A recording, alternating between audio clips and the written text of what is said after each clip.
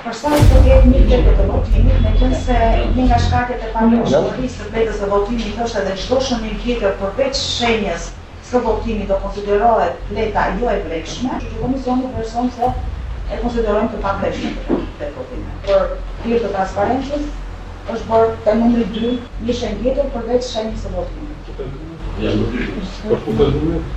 Pikpyetjen mbi përzgjedhjen e anëtarit të ri të gjykatës kushtetuese vazhdojnë të thellohen pas publikimit nga Top Channel të audios dhe proces verbali të mbledhjes së posaçme në gjykatën e lartë më 30 shtator, ku morën pjesë 15 anëtar. Dokumentet nuk përputhen plotësisht me njëra tjetrën, duke ngritur dyshime mbi transparencën e procesit.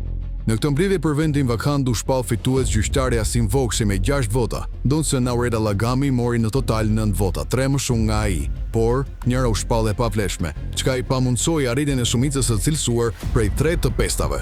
Ndërsa në proces verbal mungon zbardhja plotë e detajeve, sidomos e zërave kundërshtues ndaj pavlefshmërisë së fletës së votimit, ndërsa përmbendet edhe ndërhyrja e kryetarit Sokol Sadushi, i cili ndërpreu diskutimin dhe ja la vendimarrjen komisionit teknik. Sipas kancelares Anisa Kulo, në flet përbën të arsyen për ta quajtur atë të pavlefshme. Megjithatë, disa gjyqtarë argumentuan se shenja ishte në të njëjtën rrjetë me votën dhe nuk ndikonte në rezultat.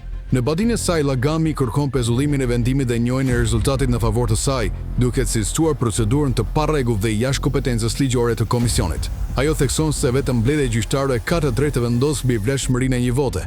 Sipas saj, fleta e kontestuar tregon qartë vullnetin e votuesit, ndërsa rastet të ngjashme në kodin zgjedhor janë trajtuar si të vlefshme.